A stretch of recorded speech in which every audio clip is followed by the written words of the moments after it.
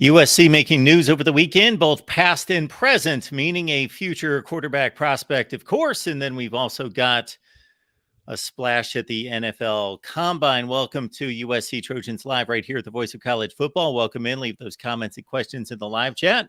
We will serve them up to myself and, of course, Matt Zemek from Trojans Wire. Hey, Matt, how are you? Doing all right, Mark. Thanks for having me back. Oh, well, we got to have you back. Thanks for having me back. How is March Madness at this point? We're starting conference tournaments. Well, I mean, if you're a USC Trojan, and I'm sure, a lot of people here are, that it's a great time to be a Trojan because it's looking like both the men and the women are going to get there. The men beat Arizona State Saturday night. They're not a lock, but they're 95% there. And, it's going to be hard for them to miss it. Like a lot of teams, it's hard to make it. If you keep losing, well, the Trojans have been winning, so it's going to be hard for them to miss out. So that's good for the family business, and it's good for the university. So, good news all around there. In terms of, USC football, first off, I want to give a shout out to Tim Prangley and Rick Anaya, LVC Trojan. They launched their Trojan Conquest live show Sundays, 8 Eastern, 5 p.m. Pacific, here at the Voice of College Football. Listen to the show. They did a great job. Got some callers on. Lots of fun. So you want to be sure to make an appointment for Sundays, 8 Eastern, 5 Pacific for Trojan Conquest with Tim Prangley and Rick Anaya. They do a great job. Just thrilled that they've been able to launch their show and providing more USC football content. Now, at Trojans Wire World Headquarters, I have to man the ship for Selection Sunday.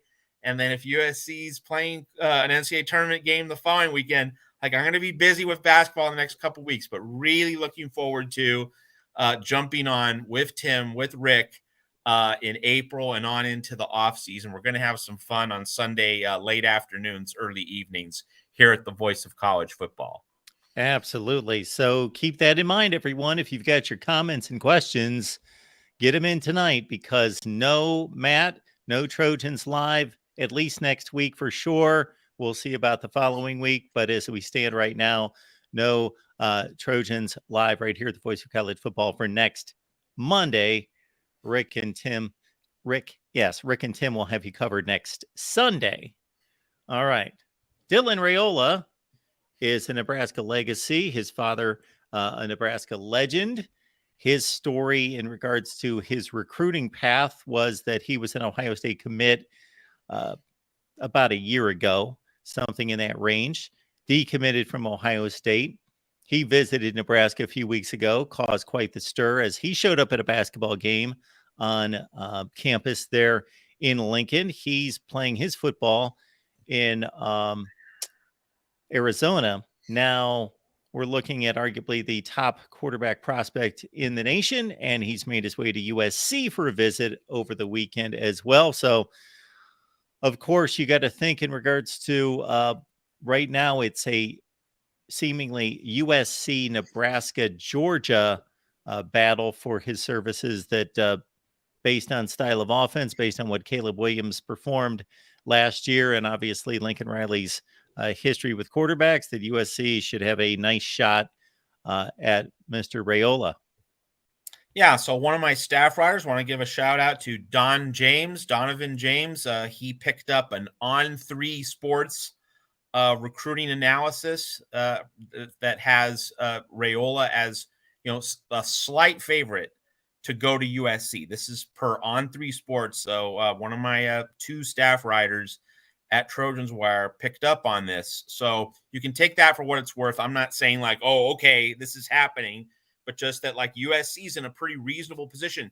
And let's just say, if you're a quarterback prospect, and you look at what Lincoln Riley has done with quarterbacks at the collegiate level at Oklahoma with Baker, with Kyler, and then getting Jalen Hurts, Super Bowl quarterback, for a year and turning him into the force that he became, giving him the tools he needed to then become this sensational NFL star with the Eagles. Caleb Williams, Heisman Trophy winner. why would you not want to play quarterback for Lincoln Riley? Like, is there another coach in college football that you would rather be a quarterback for? Certain coaches, certain programs, like Clemson, like if you at Clemson, you want to play defensive lineman. Like that is the program where you want to play defensive line. If you want to be a receiver, I mean, USC's right there, but also like Ohio State. If you go to Ohio State, you're an elite receiver. Like, you're going to get top rate development there. If you want to be a great defensive lineman, I mentioned Clemson, like also Michigan is another, there are various programs, we know this, that have great development at certain positions. I think at Alabama, you would consider linebacker. When you look at Will Anderson, you look at the other great linebackers that Nick Saban has cranked out over the years. So on and on we go. You could go through the list in terms of the various positions. But at USC with Lincoln Riley, quarterback, you want to be playing quarterback for Lincoln Riley. You know that you're going to max out in college. Most of his quarterbacks have. He has a great success rate in terms of getting the most out of his quarterbacks in college football. So, that just makes sense. Like, if you're talking to Lincoln Riley and you're a defensive line recruit, okay, that's very different. Like, oh, I'm a defensive lineman, I got to play for Lincoln Riley. Nah, I mean, we're not there. We're not at that point. Lincoln Riley, Alex Grinch, it's just, that doesn't fit. But quarterback, it is as natural and perfect a fit as one can imagine. And of course, you have Malachi Nelson as the guy who's going to take the torch from Caleb Williams in 2024. So, if you're Dylan Raiola, you can, you can study Caleb Williams from afar, but then you'll be able to see Malachi Nelson in the Big Ten, and then you can come in behind him, and you can just be part of a line of succession at USC at the quarterback spot. So, the idea that USC is a favorite, again, I'm not saying, well, this is going to happen, but I am saying it makes complete sense, right? It's natural, it's pretty organic and logical, and so we'll see if Lincoln Riley can close the sale on this one. So I want to make sure that I'm straight on the progression here. Caleb Williams, of course, will start here in 2023, move on to the NFL. Malachi Nelson is a 2023 signee, correct? Mm-hmm. So he gets the one season as an understudy to Caleb Williams, moves into the part in 24, then the succession, okay, as a 24 commit and signee, Dylan Raiola, presumably then follows the same pattern, maybe sits for 2 years, possibly. Yep. But I mean, that the player development piece is going to be worth it. If you have to sit certainly for your freshman season, that's part of the deal. If you're eventually going to be a number one NFL draft pick, that seems like that worth the wait. But the other part of this is that, and we didn't get to see, and this is a good thing, we didn't get to see Miller Moss play too much for USC as the backup to Caleb Williams, because Caleb Williams, praise Jesus, stayed healthy. We didn't want Caleb Williams to get hurt. If Miller Moss was playing too much in 2022, that would have been a bad thing. But so with Malachi Nelson, I think part of this is also, and maybe Dylan Raiola is thinking about this too. Well, Caleb Williams, number one pick in the next year's draft, the 2024 draft. I mean, there's no guarantee that Malachi Nelson is naturally going to ascend to that same height. But the other part of this is that in terms of Dylan Raiola's line of thought is that, if Malachi Nelson isn't, the next golden child, if he isn't the next quarterback who just absolutely hits the jackpot, Spencer Rattler is the one that got away for Lincoln Riley. Let's say that hypothetically that Malachi Nelson has a Spencer Rattler-like career trajectory, then Dylan Raiola might have a chance to get more reps. But even then, if there's an injury to the number one, then the backup, if he's really good, can step in and have his moment. And let's remember, before Lincoln Riley came aboard to USC, we've seen USC backup quarterbacks have a lot of success. JT Daniels getting injured in 2019, Keaton Slovis taking over and, having a really good freshman season in 2019. And when Slovis got injured in the Utah game, third stringer Matt Fink came in and played well. So obviously that wasn't under Riley, but it just underscores the point that, if an injury does happen, can you be ready? Can you take the reins? And I'm sure Lincoln Riley with Nelson and also now with Raiola, I'm sure the conversation has come up. Hey, if my big gun, my number one gets hurt, I want to have you ready.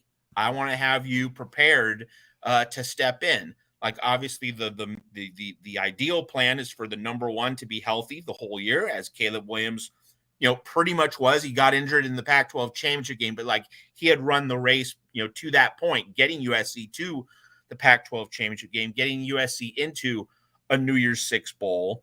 But if there is an injury, we never really got to see Miller Moss get tested under fire in a really significant moment. But I'm sure Lincoln Riley has had conversations with Malachi Nelson and Dylan Raiola on this recent visit over the weekend. Hey, I am going to need some injury insurance. I am going to, if the worst happens, hey, I trust your talent. You are an elite quarterback. I want you to come to USC so that I have two reliable quarterbacks in the quarterback room if an injury does hit. We want to avoid it, but if it does hit, I want to be prepared. I mean, that's obviously part of Lincoln Riley's thought process here. Yeah, it's interesting to compare the various dynamics at each school. So if we start with Georgia, they're known for run-heavy offense, but if you really look at the development of their offense under Todd Monken, it has proven to be more efficient in the passing game and recently more explosive than most people give it credit for. It was a pretty explosive passing offense this past year, but of course, Monken moves on to the NFL, and you got Mike Bobo, who had led offenses under Mark Richt, went to Colorado State, of course, as a head coach. He comes back. He's been an understudy to Monken right there.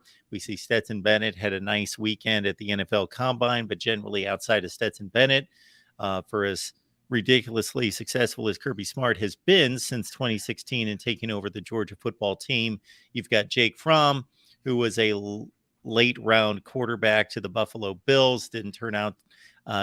Justin Fields, of course, did turn out, but as an Ohio State Buckeye, and now a lot of different guys, JT Daniels, Stetson Bennett, have been in play in the Georgia program.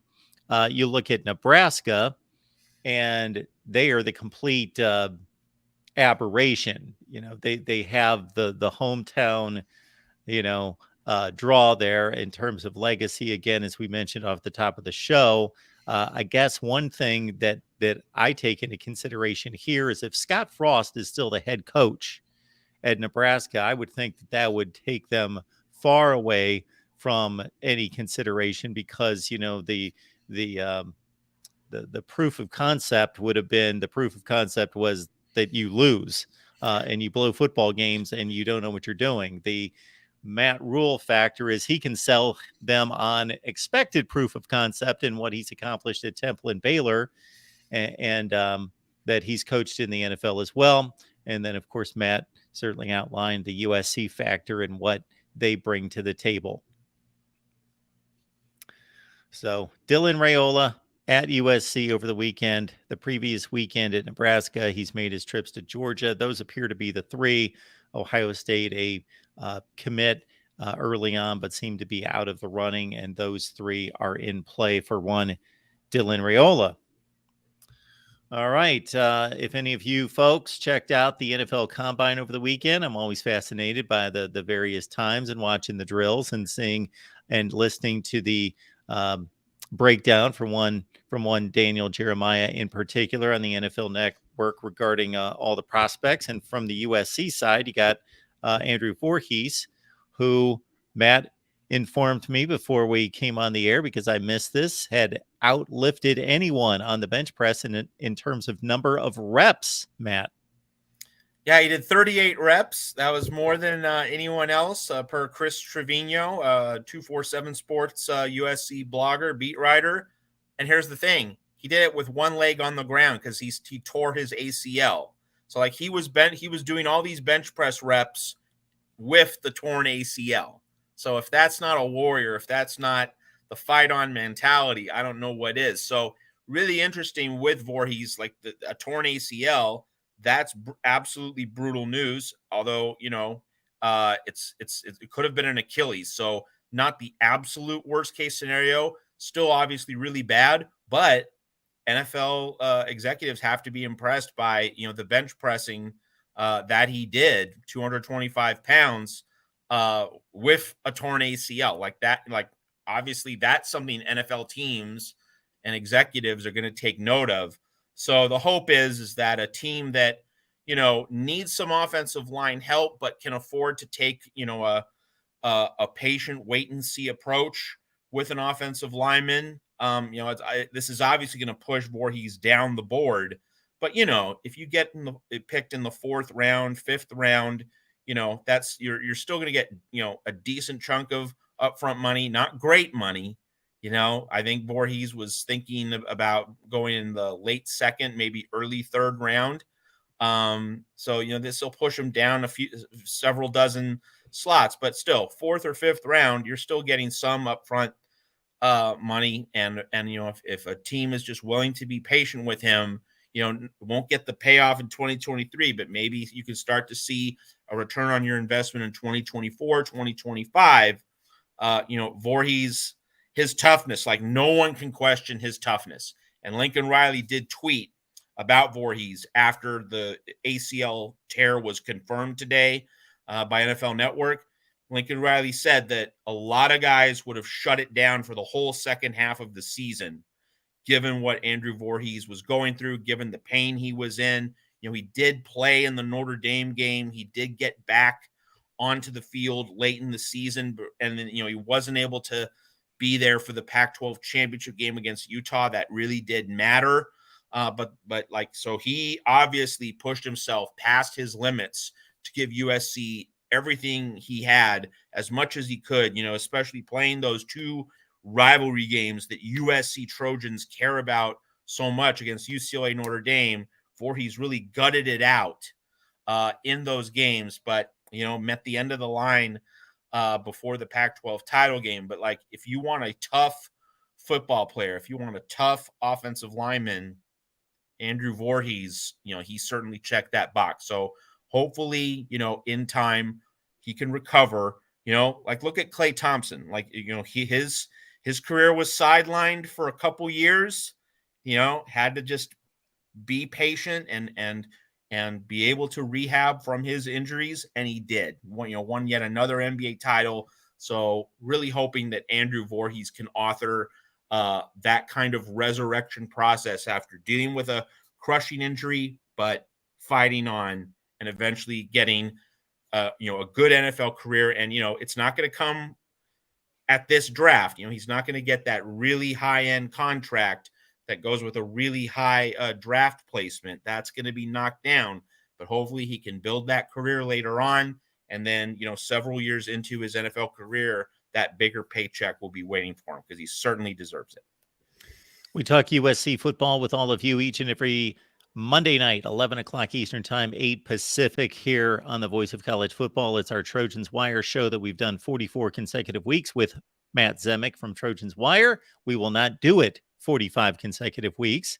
So we are not necessarily bragging about that, but better quality than quantity, of course. And it's at the time of year when hoops takes over, if it hasn't already. So we appreciate Matt just being here tonight with all that's going on in NCAA men's and women's basketball. So Matt will not necessarily take next week off. He'll be working otherwise, but yeah, he'll that's be working right. round ball next week. And so no Trojans Live next week. We will keep you updated on the following weeks.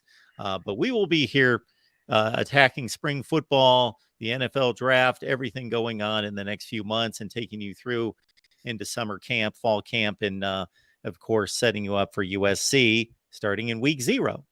Now, there was a mention, Matt, in the chat about Caleb Williams possibly winning back-to-back Heisman. So my question for you is, we most recently saw Bryce Young with the opportunity. And we've seen this more in recent years because that used to be a senior award for the most part going decades back. And that was the send off into the NFL for those particular players. But now we're seeing more and more players with the opportunity to win a second Heisman.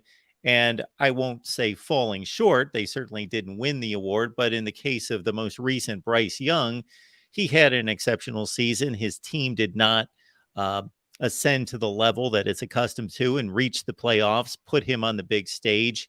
And so it was perceived to be a bit of a down year, not necessarily again for him.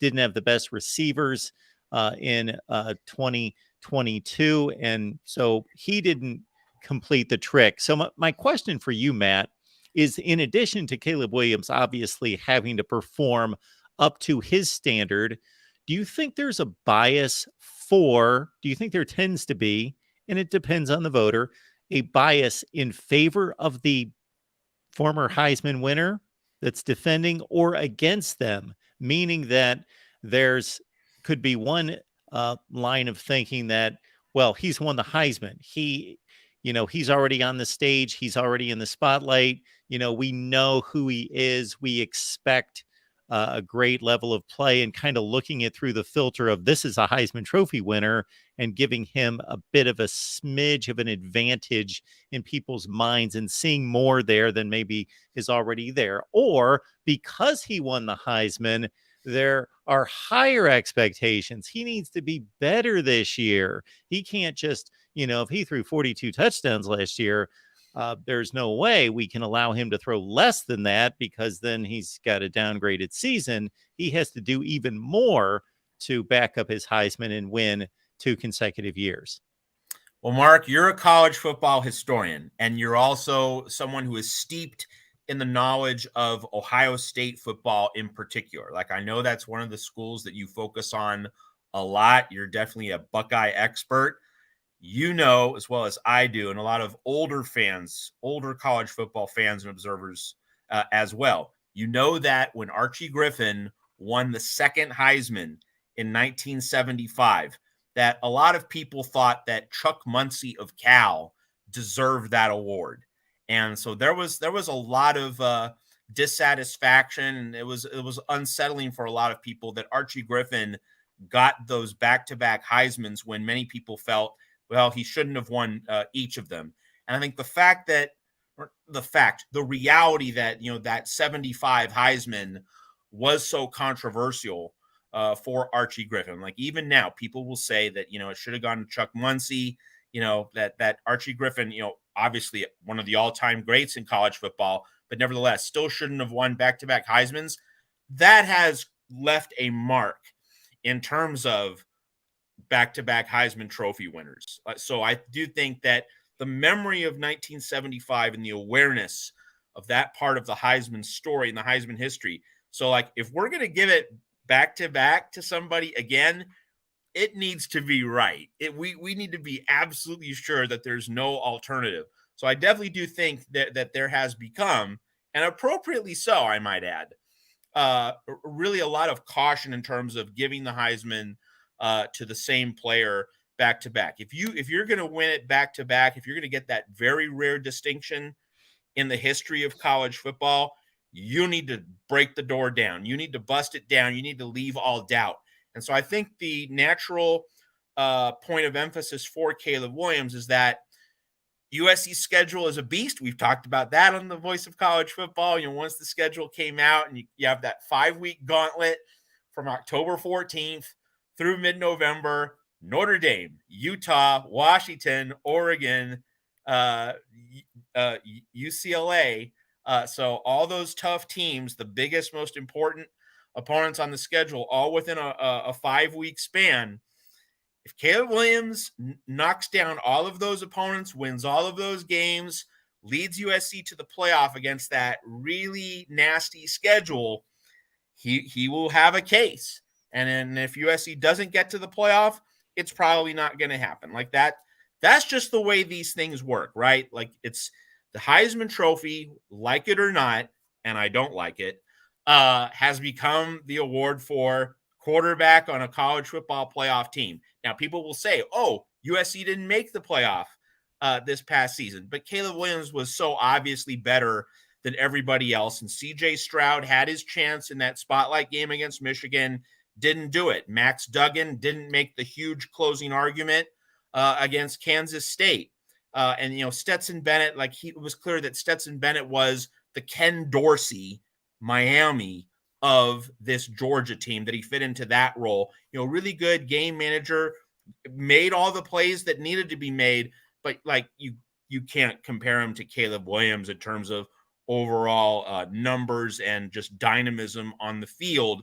So it really became clear that it was Caleb Williams, if only by process of elimination.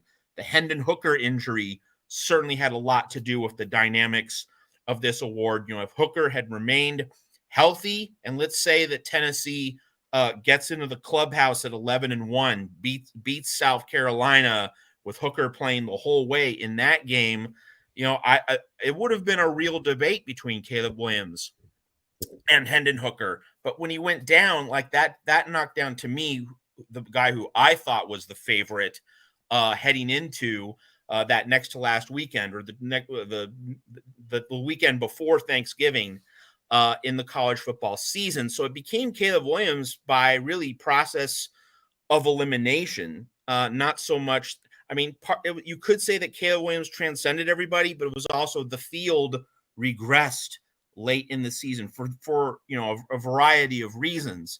But in 2023, Caleb Williams really is going to have to transcend. He's going to have to soar above everyone else, so that there's just no doubt.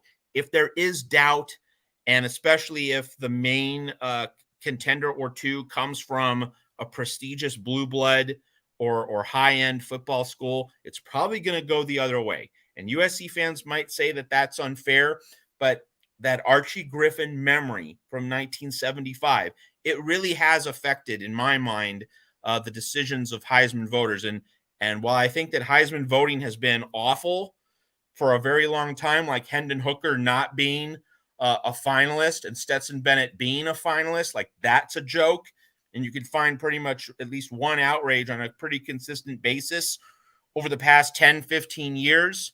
While the one thing that Heisman voters have gotten right is that they haven't given the award to back-to-back guys, you know, when there's been any real question or any real debate about the matter. That's the one thing Heisman voters have been able to consistently get right. I think you know, if you are going to give this prestigious award to the same guy twice, boy, it better be clear cut.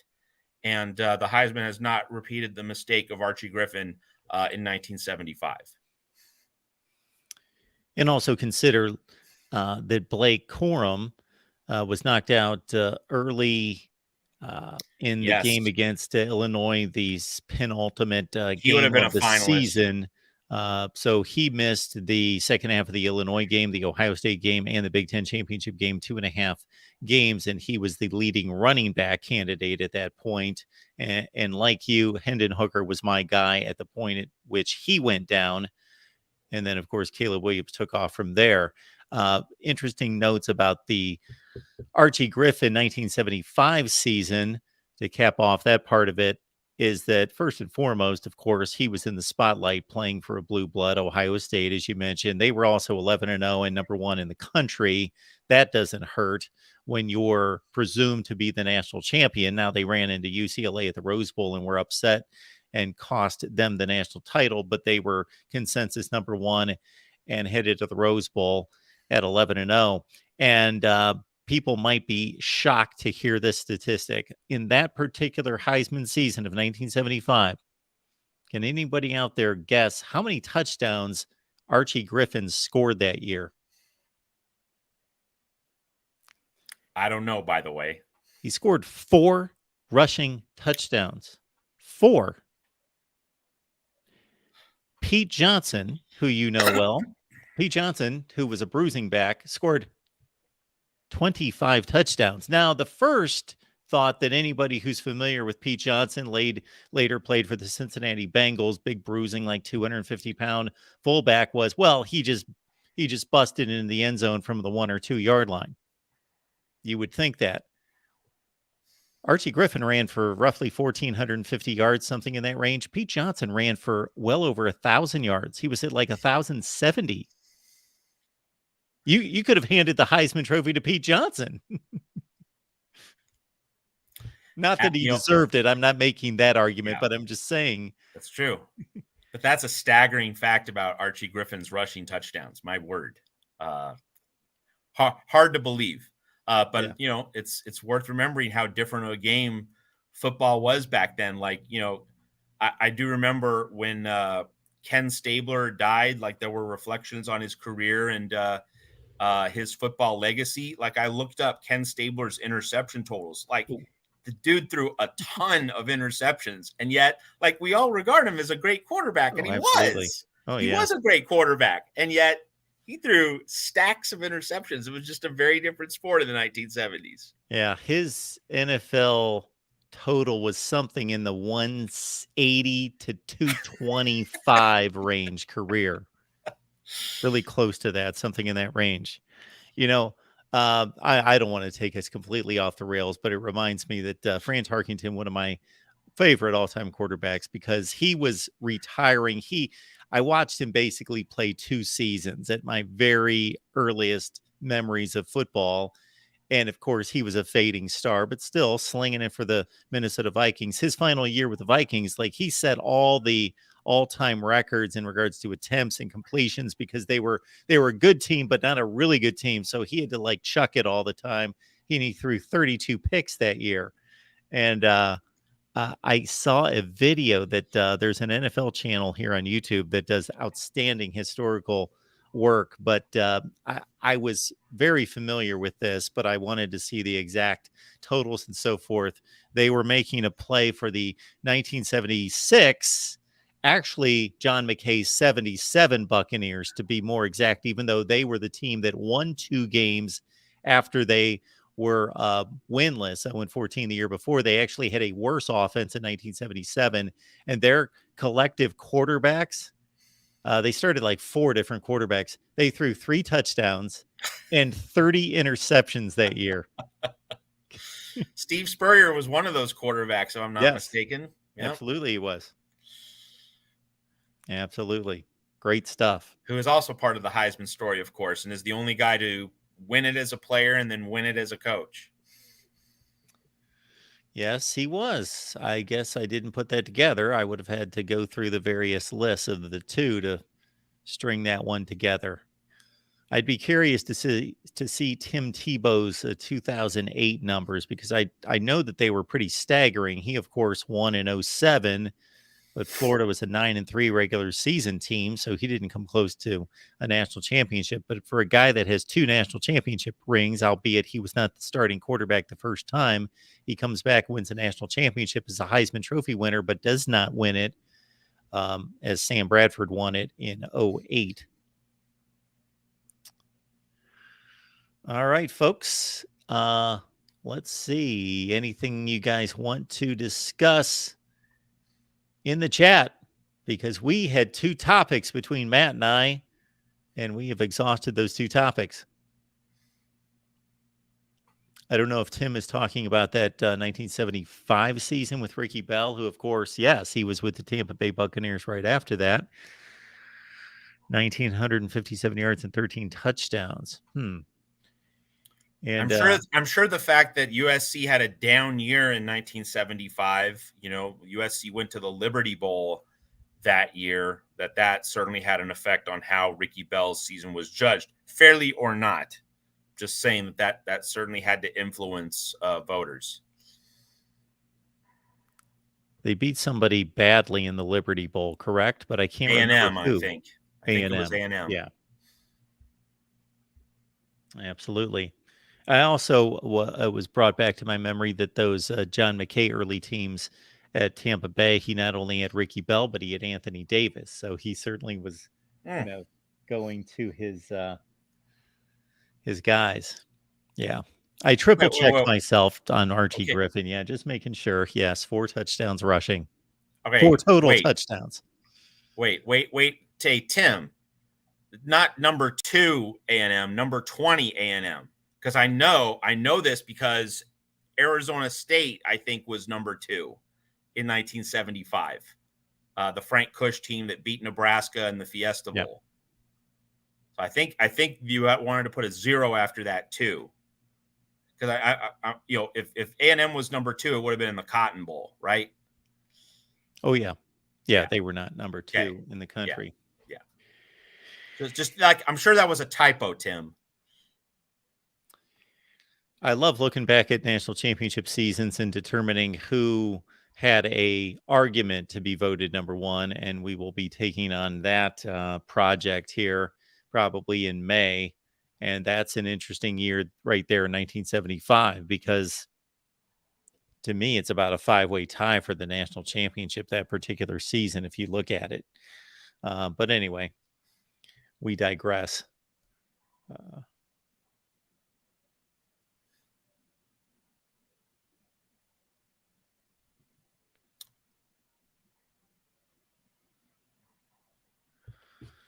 What do we have here from our buddy LBC, and exchanging comments with our buddy Larry? The Pac-12 and USC always had a punch-up mentality, so to speak. When Larry Scott took over, he wanted to fight SC and couldn't hide his Southern Cal bias. So do we have real evidence of Larry Scott having anything against SC? Well, I don't think there was like a personal animus. I think he was just an incompetent fool.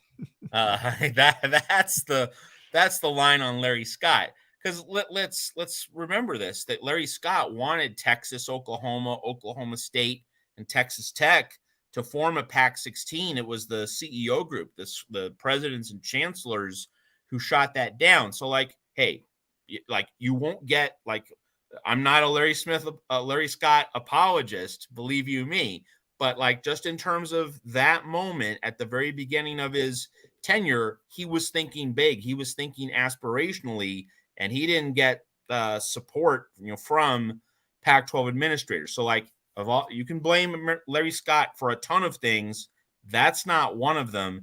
And in terms of, the USC element, he was just incompetent at his job. Like, having USC, like, he made many mistakes that, really screwed USC. The one I'm always going to remember, like the one that comes to the forefront, is USC plays that draining overtime game at home against Texas, prime time, early in the season, and then has to play the Friday night in Pullman the next week, because that's something that no other cash cow program in any other power conference would have to go through. Imagine Alabama playing Oklahoma in a ABC, ESPN primetime showcase on a Saturday, and then have to go to Ole Miss the next Friday night. Like, that's the equivalent, okay? So it would never happen for Bama, Ohio State, Oklahoma, those other programs, but it happened under Larry Scott's watch in the Pac-12. And that's just being an idiot. That's just being incompetent,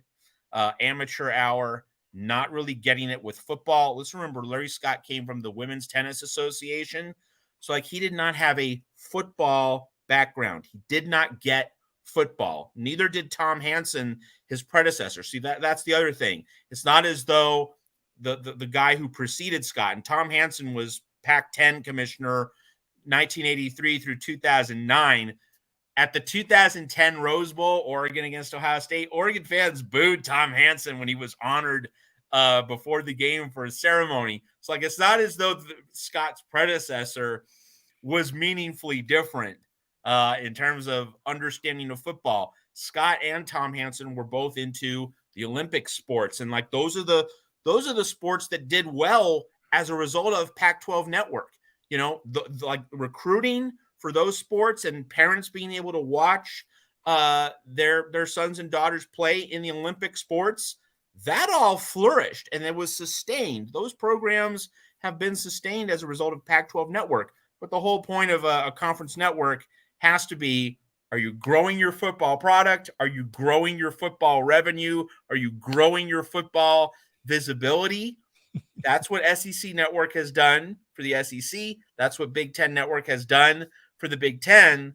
It wasn't done that way with the Pac-12. So Larry Scott wasn't like, I'm trying to mess with USC.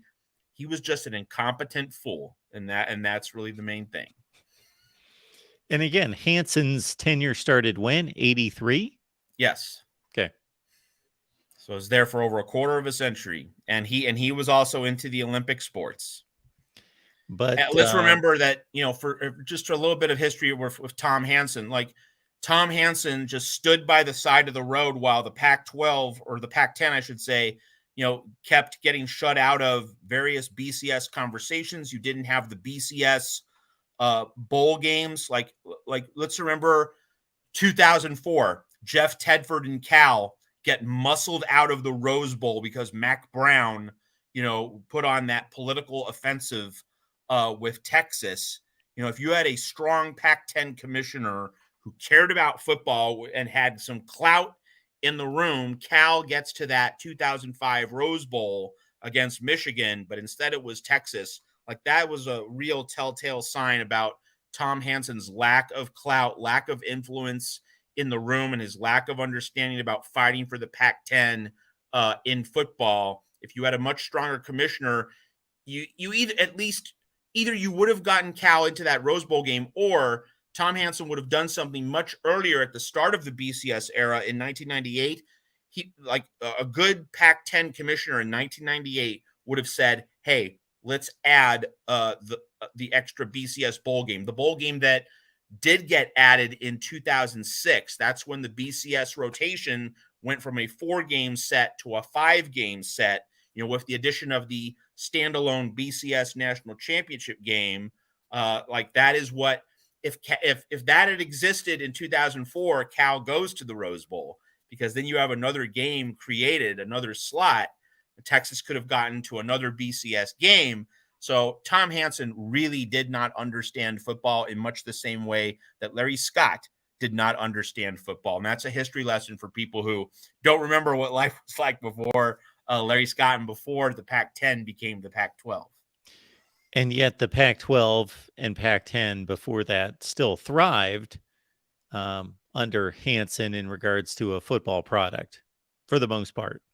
Absolutely. All right, folks, appreciate you being here. We do this each and every Monday. However, it's basketball, it's March, it's madness, and Matt will be in the middle of it next Monday. So no Trojans live show. You can get your fix next Sunday with Tim and Rick at 8 Eastern, 5 Pacific. So mark that down. Keep those notifications running. Absolutely. All right, Matt, is there anything else you wanted to hit on? I don't see anything else in the chat. Yeah, it's pretty quiet. So I just want to say that in terms of Trojans Wire, hey, like, it's going to be bubbles and brackets for the next week. So, like, that's going to be our product. But, if something big happens at spring football, we'll certainly be on top of it. But, there is this other sport, and, like, Trojans Wire is a USC site. It's not a USC football site. Of course, though, USC being a football school, but, like, it's basketball. Like, we got to cover this, right? And, like, I have to say, like, we don't get huge page views for doing basketball. In a certain way, that makes it more important for me to cover basketball, because, like, I want to do this for the journalistic integrity part. Like, there's a season, there are these two teams, they're going to be an NCAA tournament. Like, you should cover that, right? Football stories are going to be there in April, May, June, July, August, September. The rest of the year, we can set aside March for college basketball. So just in case there's anyone who says, "Oh, why aren't you covering football full tilt?" Basketball is also part of our mandate. And even if the page views aren't there, like, these teams deserve the coverage. They deserve that moment in the sun. Football is going to be there at the start of April, so don't worry at Trojans Wire. I don't expect you to pull these numbers out of the sky, but I would think once we pass Christmas and the New Year's that the basketball starts to tick up. And then obviously if the team's doing well, I would think at this point you would be getting some pretty good basketball traffic. This team's going to make the tournament. Yeah, but USC, the culture is so much about football. I mean, And I got to say, USC could not fill the house. It was not a capacity crowd for Arizona, the Wildcats last Thursday. Final homestand of the year, big game.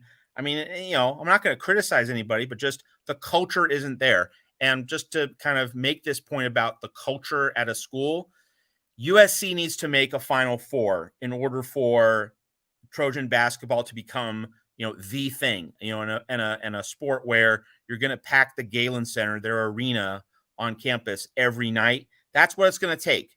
And again, it's not a criticism. It's just reality that USC needs to make that really big splash in order to become, that kind of program that generates that kind of buzz. That's just where we are. And USC, I should say, USC could have a Final Four contender next season. They have an elite point guard coming in, Isaiah Collier, and you have this crop of talented young bigs that are going to be on next season's roster. USC might actually be able to make a run at the brass ring next season, but it just shows that anything less than that, because in LA, like, the folks like something splashy. They like top tier winners, not just being a number 10 seed, getting into the back end of the NCAA tournament.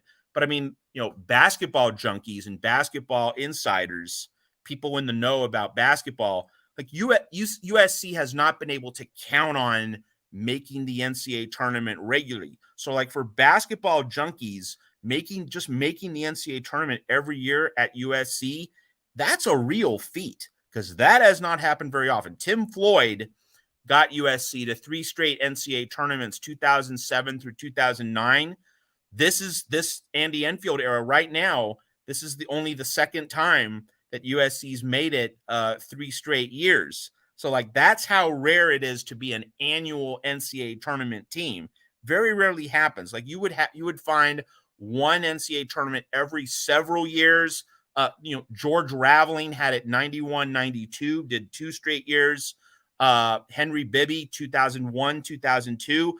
Like it's very rare for USC even to make 2 straight NCAA tournaments throughout its very long history. So, for basketball insiders, it's a really big deal. But in LA, like the Dodgers are supposed to win the World Series. It's not just getting to the NLDS. The Lakers are supposed to win world titles, on and on and on. And so USC basketball is just not at a place where it's being able to do that. But like what is actually happening relative to USC's basketball history, it's really very special for those who, study college basketball, such as myself.